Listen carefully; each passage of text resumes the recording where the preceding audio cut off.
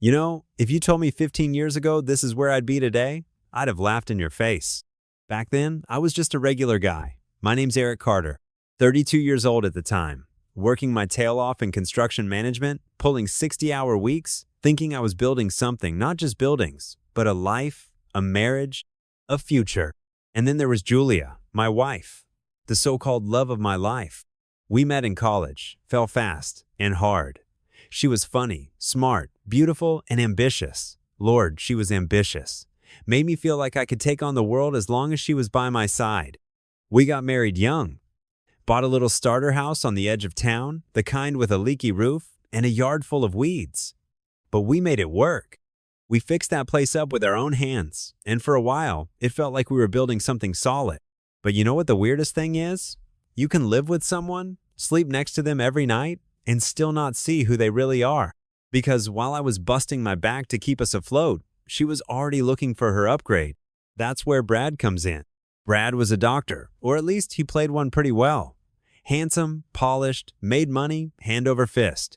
He worked at the same hospital where Julia had taken a job in administration. I didn't know him then.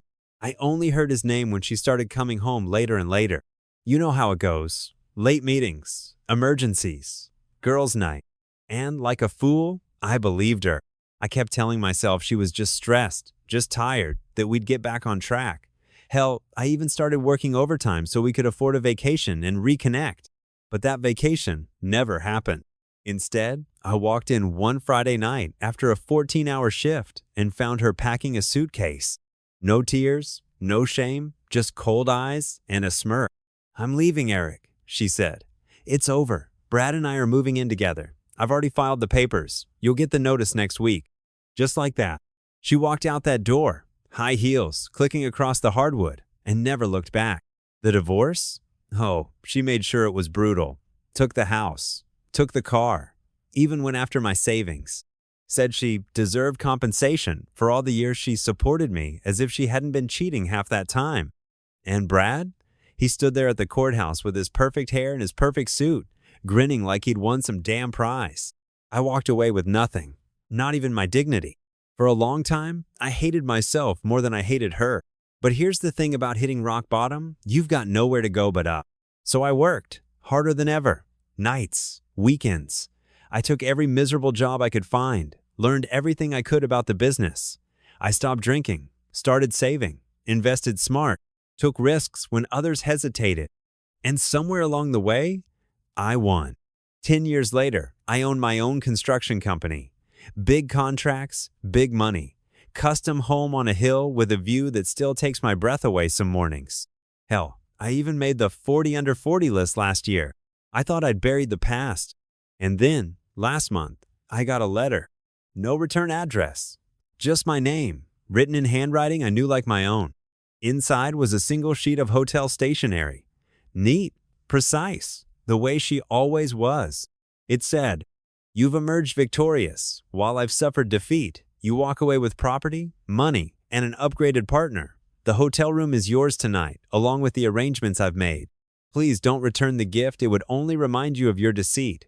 I'm driving home and have no desire to see you, him, or your associates again. Let me know when your team will collect your belongings. Anything unnecessary will be packed away, symbolizing the mess of our marriage. To quote my father in the Air Force, yay for me, and screw you. I'm done serving you. Enjoy your journey. Your acting skills have earned it." I read it twice, then laughed. The arrogance, even after everything, was pure Julia. I folded the note, walked it to the fireplace, and lit it. Watched her words curl into ash. And that was that. At least, that's what I thought.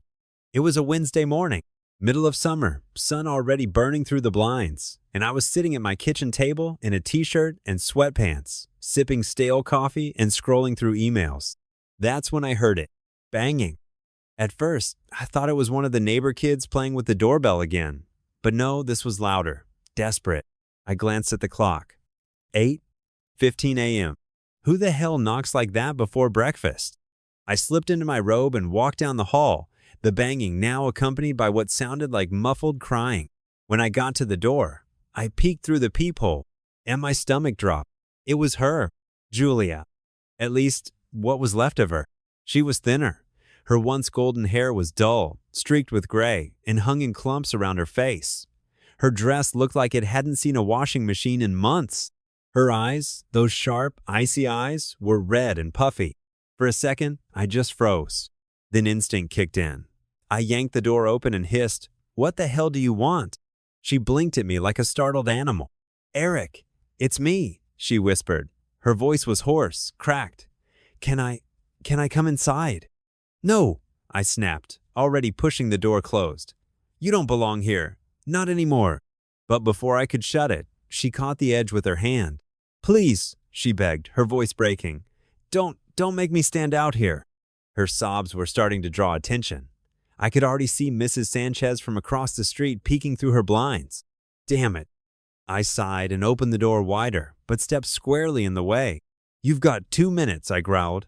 "Say what you came to say and get out." She looked down at her feet, shifting from one to the other like a guilty child. I need to use the bathroom," she murmured. Her voice was so small I almost didn't catch it. I stared at her for a long second, then finally stepped aside. "Fine," I said. "You know where it is, but don't touch anything else." She scurried past me like a stray cat, dropping a battered suitcase by the door and disappearing into the bathroom. I shook my head, muttering under my breath, and went into the kitchen. Fired up the coffee maker, because God knows I was gonna need it. When she finally came out, she looked a little less wild, but not by much. She stood in the doorway of the kitchen, arms wrapped around herself. "Can I have a cup?" she asked, nodding toward the coffee pot. I didn't even bother answering, just poured her a mug, black, and set it on the counter. She took it in both hands, her fingers trembling so bad she nearly spilled it. I leaned against the counter, arms crossed, and finally said, "All right, Julia, why are you here?" She stared into her cup for a long moment before she answered. "I've got nowhere else to go," she admitted. I laughed sharp, humorless. "What happened to Brad?" I asked. "Thought you two were living it up in Milwaukee. Big house, fancy cars, dinner parties, living the dream, huh?" She flinched, her eyes glistening. "Brad fell apart," she murmured. "Oh, did he now?" I said, my voice dripping sarcasm. "Do tell." She set her cup down and finally met my eyes. After we got married, everything was fine for a while," she began. "But then he got hit with a malpractice suit. A big one. We both lost our jobs. The house, the cars, everything went. And," her voice cracked, "he started drinking, started blaming me. Then he cheated." I couldn't help it. I barked out a bitter laugh. "Well," I said, "looks like karma finally showed up, huh?" Her lips trembled as she tried to answer, but the words caught in her throat. I shook my head and turned away. "You've got some nerve," I muttered. "Coming here. After everything you did, you walk out of my life, burn it to the ground on your way out, and now you show up on my porch looking like hell and asking for what? Sympathy?" She didn't answer. So I kept going. "You left me for him, Julia.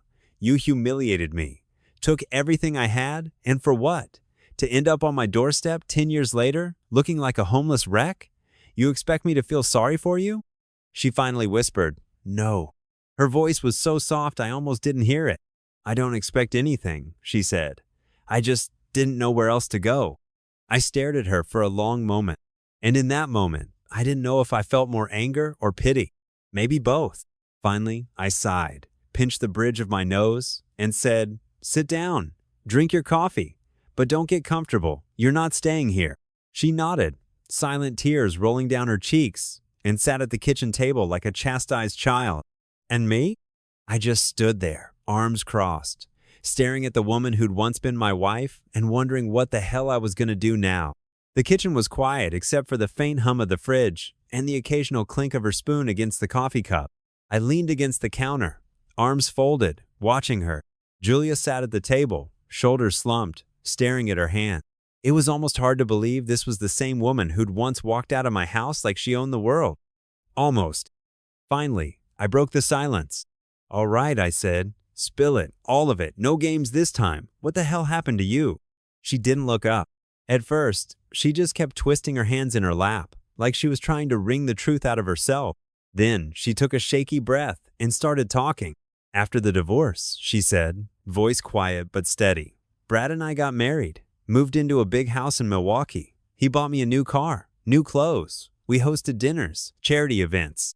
It was everything I thought I wanted.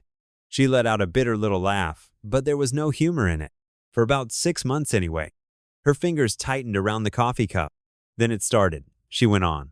Whispers at the hospital, complaints, parents accusing him of misdiagnosing their kids, over-medicating them. And then the lawsuit. I raised an eyebrow. Lawsuit? I asked. Her lips pressed into a thin line. A class action suit, she said. Dozens of families. They claimed he was falsifying diagnoses to bill insurance companies. And they were right. At least some of it. I shook my head. And you? I asked. What about you? She flinched, like I'd slapped her. I worked in the same office, she admitted. I signed things I shouldn't have. Looked the other way when I should have spoken up. I thought he knew what he was doing. And when it all came out, we both got fired. Our licenses were revoked. The hospital cut ties overnight. I let out a low whistle. You two really deserved each other, I muttered. She swallowed hard but didn't argue. After that, she continued, the money dried up fast. The house was foreclosed. The cars were repossessed. We burned through our savings, then the retirement accounts, then nothing. Her voice got even quieter. That's when he started drinking, and... She paused, her eyes flicking to mine for the briefest second, hitting me. I didn't say anything, not because I didn't have anything to say, but because I didn't trust myself not to lose it. He blamed me for everything, she said, for the lawsuit, the foreclosure, even for the fact that we couldn't have kids. I raised an eyebrow. Couldn't? I asked. She gave a bitter laugh. Turns out Brad was infertile, she said. But he still blamed me. She took another sip of coffee, her hand still trembling. After a while, she went on, he stopped coming home altogether, said he was working late. I knew he was sleeping around, but by then, I didn't care anymore. I just wanted it to be over. She finally looked up at me then, her eyes glistening but hard. And then one night, he just didn't come back. Left a note on the counter, said he was done, moved out of state, left me with nothing but a pile of debt and a bad name. I studied her for a moment. So, I said finally, you lost your job, your house, your husband, your dignity, and now you're here, with nothing. She nodded. Yes, she said simply. I let out a long breath and shook my head. You know what the sad part is, I said? I can't even say I'm surprised. She winced but didn't argue. I burned a lot of bridges, she murmured. Friends, family, they all turned their backs. Even my own parents won't take my calls. I've been staying in shelters, crashing on couches, but she trailed off, her voice breaking. But now there are no more couches left, she finished. We sat in silence for a while. I watched her stare into her empty cup like it might give her the answers she was looking for. She looked small. Not just thin or sick or tired, though, she was all of those things. But small, in a way that made me feel something I hadn't felt for her in a long, long time. Pity. But just a little. Finally, I pushed off the counter and walked to the sink, rinsing out my own cup. All right, I said. You've had your say, but don't think for 1 second that this changes anything. She nodded, her eyes dropping back to the table. I know, she whispered. Good, I said. But the thing is, even as I walked out of the kitchen, I couldn't help but wonder, how the hell did it come to this? Her. Me. Both of us. Sitting in the ruins of what used to be a life together. I came back into the kitchen and leaned on the doorframe, watching her sit there still clutching that empty coffee cup like it was a lifeline. And something in me just snapped. You know what the difference is between you and me, Julia? I said, my voice low but sharp. She looked up, startled. I hate you, I said. I mean, really, truly hate you. You took everything I was, everything I had, and you ground it into dust. You left me with nothing but the clothes on my back and a mountain of humiliation to choke on. Her lip trembled, but she didn't say a word. And now here you are, I went on. You walked out of my life like you were trading up, and 10 years later you come crawling back to me. You're broke, sick, abandoned, and what? You expect me to feel sorry for you? To let you back into my house like nothing happened? You think you can waltz back in here and I'll just forget everything? She closed her eyes and took a shaky breath. No, she whispered, I don't expect that. Good, I shot back. But she didn't stop there. Eric, please, she said, her voice cracking. Just let me stay here for a little while. I'll help around the house, cook, clean, whatever you need. I won't bother you. I just need time to figure out my next move. Please. I stared at her for a long moment. You really don't get it, I said finally. I don't want you here. Not tonight. Not tomorrow. Not ever. But even as I said it, something in me wavered. Because the truth was, she looked pitiful. And I hated that it got to me. I turned on my heel, muttering, "Don't move," and walked out to the front porch. I needed air. I was halfway through my second cigarette when I heard a car pull into the driveway. I frowned and turned around. It was my mother's sedan. Of course. Lorraine always did have impeccable timing. She got out of the car, holding a grocery bag in one hand and her purse in the other. "Eric?" she called, squinting up at me. "Morning, Ma," I muttered. She took one look at me, then at the open door behind me, and cocked her head. "What's going on?" she asked. "Nothing," I said quickly, "just handling some unfinished business." But before I could stop her, she brushed past me and walked right into the house. And there she was, Julia, still sitting at the kitchen table, looking like a deer in headlights. Lorraine stopped dead in her tracks, her eyes narrowing. "Well, I'll be damned," she said. Julia scrambled to her feet. "Lorraine?" she blurted out. I didn't expect to see you." "Oh, save it." Mom cut her off, setting the grocery bag down. "Sit down before you fall down. You look like hell." Julia sank back into the chair, mumbling a quiet, "Thank you." I stayed leaning in the doorway, arms crossed, watching the two of them. My mom turned and glared at me.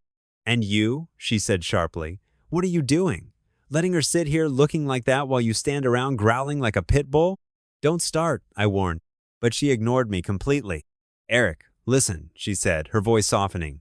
"You don't have to forgive her. Lord knows I wouldn't. But this?" She gestured toward Julia. "This is still a human being. You don't kick someone when they're already down. That's not who we are." I clenched my jaw, staring at the floor. "She brought this on herself," I muttered. "I know," Mom said. "And she's paying for it. But you don't have to drag her through the mud any further. Not if you want to sleep at night." I didn't answer, because she was right. She usually was. After a long pause, I finally looked up at Julia. "You can stay," I said grudgingly. "One night. That's it. After that, we figure something else out. Don't get any ideas." Julia's eyes filled with tears. "Thank you," she whispered. "Don't thank me," I snapped. "Thank her." I nodded toward my mom, who just shook her head and gave me a faint smile. "Sometimes, Eric," she said, "you're a better man than you want to admit." I just grunted and walked back out to the porch, lighting another cigarette, wishing like hell I believed her. The next morning, I was sitting at the kitchen table nursing my second cup of coffee when Lorraine came bustling in from the guest room where Julia had spent the night. She didn't look pleased. "She's sick," my mother announced without even saying good morning. I raised an eyebrow. "You just noticed?" "I mean really sick, Eric," she shot back. "You can see it in her skin, her eyes, the way she moves. She barely touched her dinner last night, and she's pale as a sheet. Don't tell me you didn't notice." I hadn't. Or maybe I just hadn't let myself. "Fine," I said, setting my mug down with a sigh. "I'll take her to urgent care later today. Get her checked out." "No," Lorraine replied, already pulling out her phone. "You'll take her now, before she collapses on your kitchen floor and makes this mess even bigger." Before I could argue, she was already dialing Dr. McGregor, an old family doctor who still owed my mom a favor or two. 2 hours later, we were sitting in a chilly exam room while Julia perched on the paper-covered table in one of those flimsy gowns, staring at the floor. McGregor came in, glanced at her chart, then at her, and immediately his expression darkened. After a battery of tests and what felt like 100 questions, he finally leaned against the counter, arms crossed. "Well," he began, his voice low and careful, "we've got some answers." I felt my stomach knot up. Lorraine stood behind me, resting her hand on my shoulder. McGregor looked at Julia squarely and said it. "You've got advanced cervical cancer," he said bluntly. "Stage 4, from what we can see, and you're severely malnourished. Your body's breaking down, Julia. Frankly, I'm amazed you made it this far." Julia didn't say a word. She just kept staring at her hands, her face completely blank. I swallowed hard, glancing at my mom, who gave me a pointed look, the kind that said, "This is bigger than your grudges, son." McGregor continued, his tone softening. "You'll need a specialist. Chemo, radiation, possibly surgery. But before we even get there, we have to stabilize you." Right now, you're too weak to handle treatment." Julia finally whispered, "How long?" McGregor exhaled slowly. "That depends," he said. "We'll do everything we can, but it's late. You should start preparing yourself." For a moment, no one moved. Then Lorraine stepped forward and squeezed Julia's shoulder. "Well," she said gently, "we'd better get to work then. One step at a time." On the drive back, Julia didn't say a single word. She just stared out the window, her hands clasped in her lap like she was trying to hold herself together. When we pulled into my driveway, I put the car in park and finally spoke. "I'll clear out the guest room," I muttered. She turned her head slowly, her eyes red and wet, but steady. "You don't have to." "Yes," I cut her off. "I do. Not for you. For her."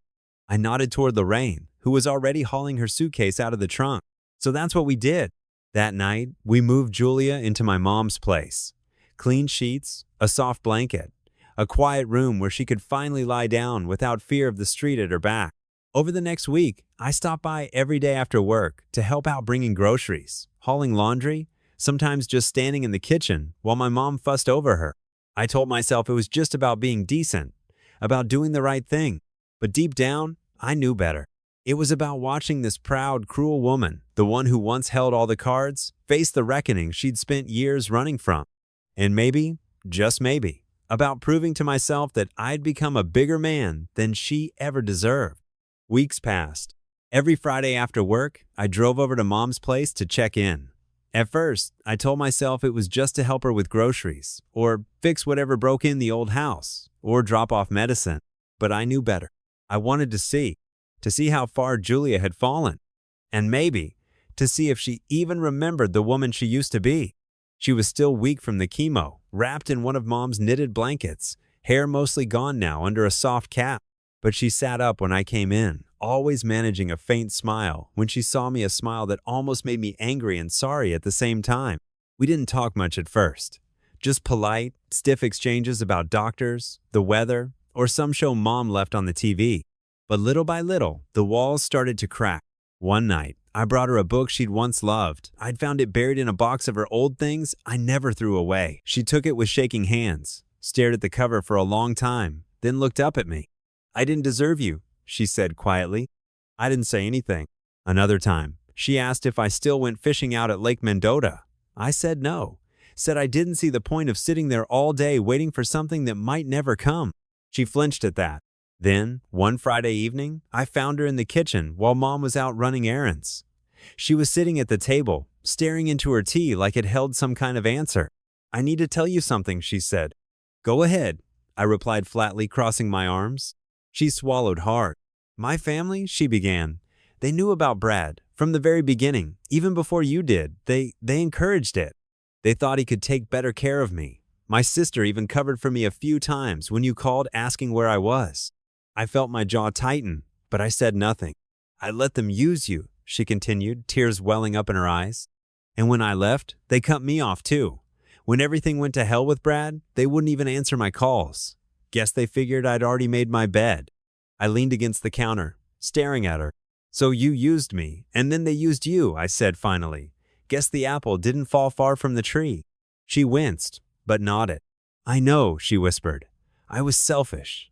I thought I deserved more, that I could do better. But all I did was destroy everything good I had and hurt the only man who ever really loved me." Her voice cracked then, and she buried her face in her hands. I wanted to yell at her, to remind her how many nights I'd laid awake, hating myself because of what she'd done. But I didn't. Instead, I just stood there, watching the woman who'd once broken me weep into her hands like a child.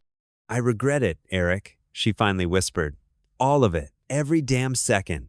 I thought about calling you 100 times over the years, but I was too proud and too ashamed." I stayed quiet for a long time, then finally spoke. "I'm not going to tell you it's okay," I said, "because it's not. You took more from me than you'll ever understand. You broke something in me that'll probably never get fixed." She nodded slowly, still crying. "But," I added, my voice low and even, "you sitting here, admitting it? That's more than I ever thought I'd get from you." Her eyes met mine, then tired, red, but clear. "Thank you," she murmured. I didn't answer. I just turned, grabbed my jacket, and let myself out. And for the first time in years, I realized the anger wasn't quite as heavy as it used to be. It was a muggy Friday evening when he showed up.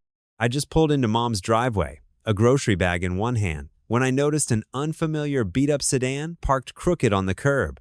At first, I figured it was one of the neighbors. Then the driver's door swung open, and out stumbled Brad, or what was left of him. He was almost unrecognizable. His once pristine suits had been replaced by dirty jeans and a stained flannel shirt. His hair was greasy, his face unshaven, and he walked like he hadn't slept in a week. He spotted me and sneered, though it looked more like a grimace. Well, he slurred, if it isn't the big shot, Eric freaking Carter. Thought you were too good for the rest of us. I set the groceries on the porch and crossed my arms. What do you want, Brad? I asked evenly. He staggered closer, and that's when I caught the smell, booze, and sweat, and something sour underneath. I want what she stole from me, he spat, jabbing a finger toward the house. That woman, Julia, took everything. Court cleaned me out. I'm broke, and it's all her fault. I laughed under my breath. You're blaming her? I asked. That's rich. He narrowed his bloodshot eyes at me. Don't play smart with me, teacher, he growled. I should have handled you 10 years ago. You think you're better than me? Huh? You think you can stand between me and what's mine? I felt my jaw tighten, but I kept my hands at my sides. Brad, I said slowly, you need to turn around, get back in your car, and leave before you really regret this. But he just smiled that same smug smile I remembered from the courthouse and reached behind him. And when his hand came back into view, it was holding a gun. Julia must have heard the commotion, because just then she appeared in the doorway, her eyes wide with terror. Brad, please, she begged. Don't do this. Just leave. You shut your mouth, he barked, waving the gun toward her. You ruined me. Both of you. You're gonna pay for what you did. Out of the corner of my eye, I saw my mom's cell phone sitting on the porch rail. The screen was lit up. She must have already dialed 911. Brad, I said, trying to keep my voice calm. Listen to me. You don't want to do this. You've already lost everything. Don't throw away what little you've got left. His hand shook, but his eyes stayed locked on Julia. You don't get to tell me what I want, he snapped. And then the sound of sirens in the distance.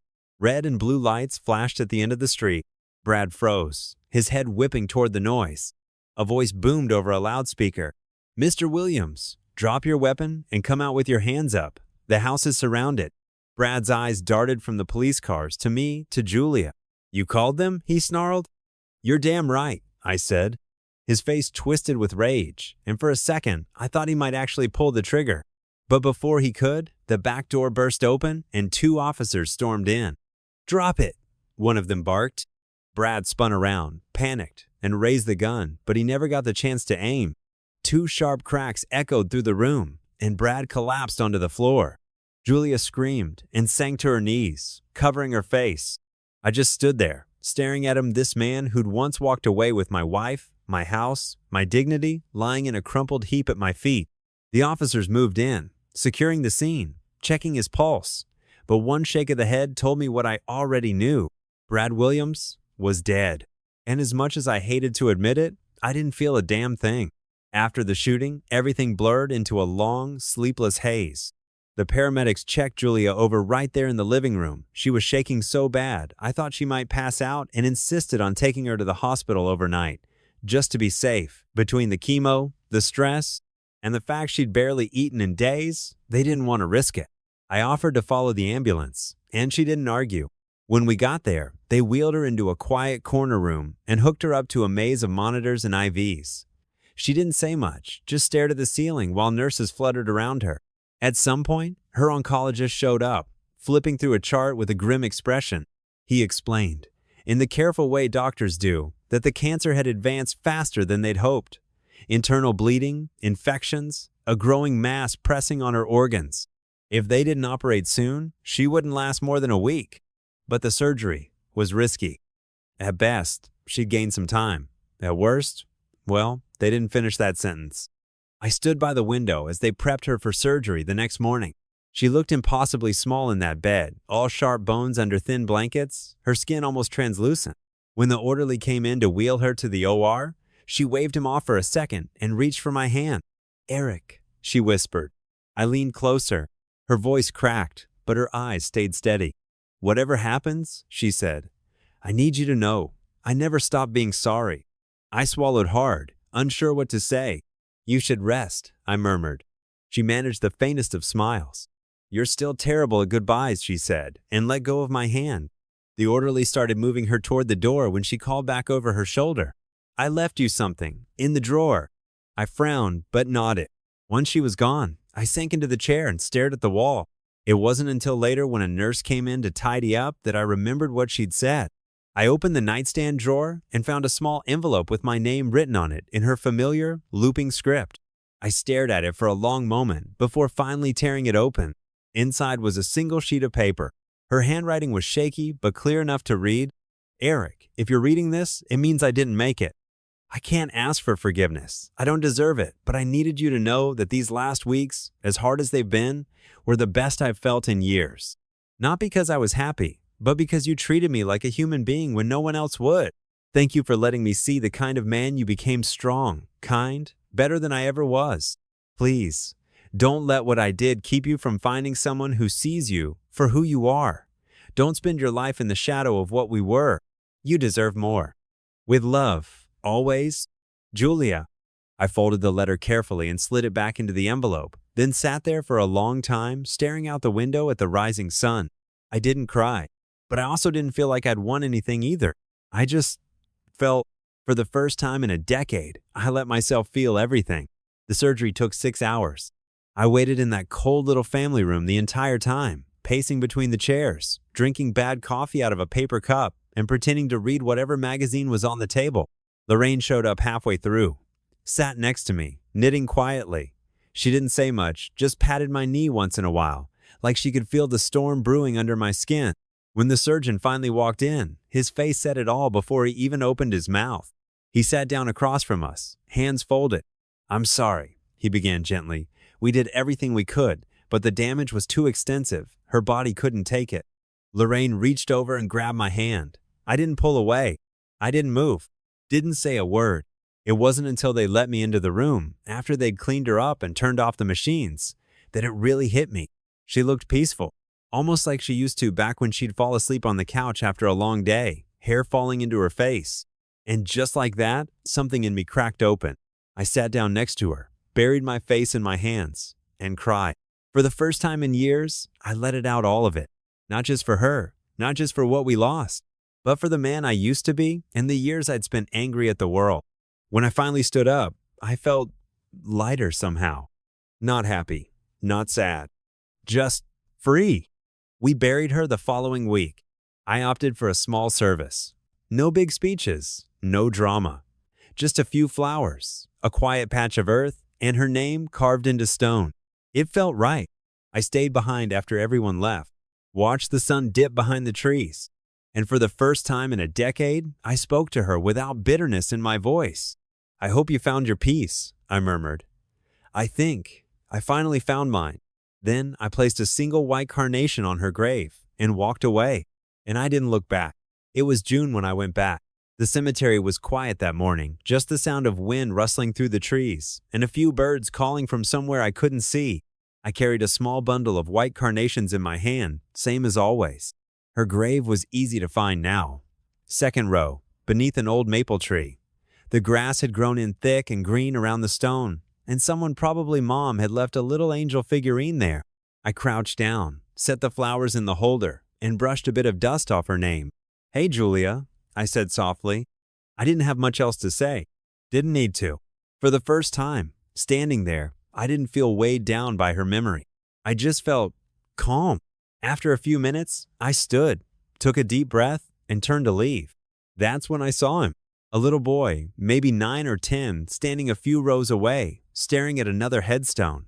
He had a notebook in his hands, his shoulders slumped like the whole world was on them. I watched him for a second, then walked over. You okay, kid? I asked gently. He sniffled and looked up at me, big blue eyes full of tears. I miss him, he whispered. I glanced at the stone, a Marine's grave. Yeah, I said quietly. I know what that feels like. He hugged his notebook to his chest. I reached into my jacket, pulled out a pen, and handed it to him. Here, I said. Write him a note. Tuck it right there in that crack. He'll get it. The boy blinked at me. then slowly smiled and nodded. "Thanks," he murmured. I patted his shoulder and stepped back, watching as he scribbled something down and slid it into the stone. His mom, a tall woman in a black dress, caught my eye and mouthed, "Thank you." I just nodded and walked back to my car. As I sat behind the wheel, I looked down at my hands, still resting on the steering wheel. I thought about Julia, about that little boy, about all the things I'd carried for so long. And for the first time in what felt like forever, I realized it was okay to put them down. It was time to start living again. So I started the engine and drove toward whatever came next.